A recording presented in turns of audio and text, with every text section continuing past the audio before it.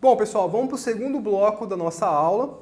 Se você perdeu a primeira parte, eu recomendo que você veja, porque nós falamos de todas as estruturas celulares e de suas funções.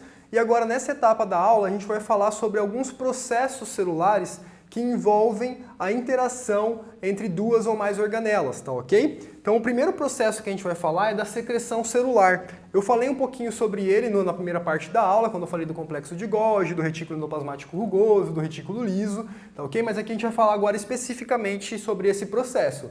Então, o que é a secreção celular? Secretar, pessoal, é jogar para fora da célula, tá bom? Então, uma secreção celular é jogar para fora da célula algo que foi produzido em seu interior, beleza? Então o processo de secreção celular basicamente é isso, jogar para fora da célula algum produto importante. Nesse caso, quais seriam as organelas que participariam da secreção celular? Então só de bater o olho aqui, eu espero que você já consiga reconhecer quem são esses carinhas aqui. Então aqui eu tenho uma estrutura, aqui eu tenho outra e aqui eu tenho outra estrutura. Então a secreção celular, nós temos principalmente 3 organelas fazendo parte desse processo. Vamos olhar aqui na nossa figura que a gente tem aqui ao lado da nossa célula, vocês vão perceber que essas estruturas correspondem a essas estruturas que estão aqui na nossa célula. Beleza? Então, quais estruturas são essas? A gente tem o retículo endoplasmático rugoso. Ah, professor, como é que você sabe que esse é o retículo endoplasmático rugoso? Lembram? É um conjunto de sáculos que tem ribossomos aderidos à sua membrana. Então esse é o retículo endoplasmático rugoso, o RER, o R de ribossomo, beleza? Que estrutura que é essa? Esse aqui é o REL. Como você sabe, professor? Porque tem um conjunto de sáculos achatados que estão interligados, mas que não tem nenhuma estrutura aderida à sua membrana, ela é lisa, tá? Então o REL, o L aqui, ó, de retículo endoplasmático liso, beleza? E qual estrutura que é essa que está aqui em verde? Esse aqui é o complexo de Golgi, ou complexo golgiense. Como é que eu sei? De novo, um conjunto de sáculos achatados, que nesse caso nós chamamos de dictiossomos, que formam vesículas, ou seja, do complexo de Golgi vai brotar essas vesículas membranosas. Então sempre que você vir uma estrutura que ela é um conjunto de sáculos e imediatamente próximo a ela a gente tem outras vesículas brotando, esse é o complexo de Golgi. Às vezes você pode confundir o complexo de Golgi com o retículo liso, é bem difícil de confundir, pessoal, mas pode acontecer nesse início de você fazer esse tipo de confusão. Mas sempre façam essa associação.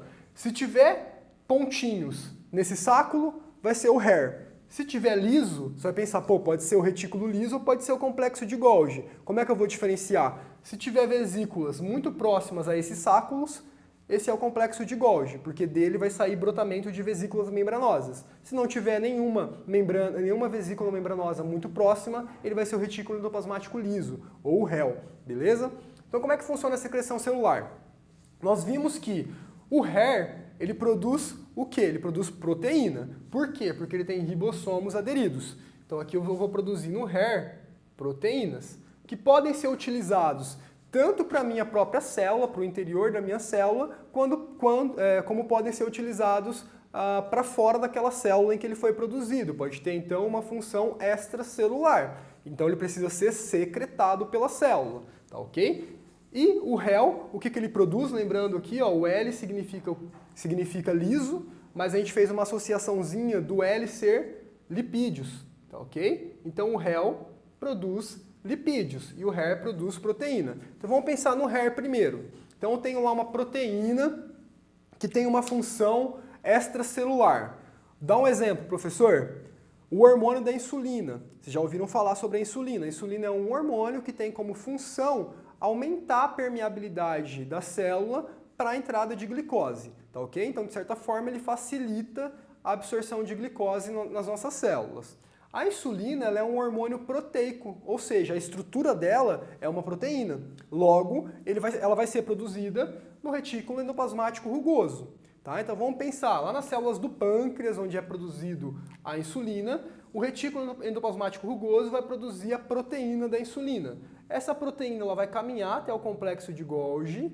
Aqui no complexo de Golgi, ela vai ser empacotada dentro desses sáculos, vai sofrer algumas modificações para tornar essa proteína ativa, e aí o complexo de Golgi vai produzir uma vesículazinha cheia de insulina dentro dela. Essa vesícula caminha até próximo aí à membrana plasmática. Ela vai se fundir com a membrana plasmática, porque a estrutura dessa membrana do sáculo ela é extremamente parecida com a membrana plasmática da célula. Então ela se funde e joga para fora todo o conteúdo dela. Então ela joga a insulina para fora, para o meio extracelular. Tá ok? Então esse é um exemplo de secreção celular de um material proteico, no caso a insulina. Tá, um outro exemplo de secreção celular seria uma secreção então de lipídios. Da mesma forma, então a célula produz os seus lipídios dentro do réu. O lipídio vai ser enviado para o complexo de Golgi, que vai modificar esse lipídio, empacotá-lo, vai formar uma vesícula com esse lipídio no seu interior.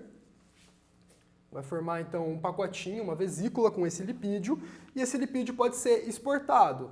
Um exemplo poderia ser aqui o colesterol, que é o precursor dos hormônios esteroides. Então, ele poderia produzir aqui um hormônio esteroide e liberar esse hormônio para fora da célula. Ou, por exemplo, eu posso ter um dano celular, então essa minha célula aqui, ela pode ter sofrido um dano. Então, algum radical livre, lembra do peróxido de hidrogênio, que eu falei que é um oxidante? Vamos supor que ele tenha causado um dano nessa membrana e quebrou um pedacinho dela.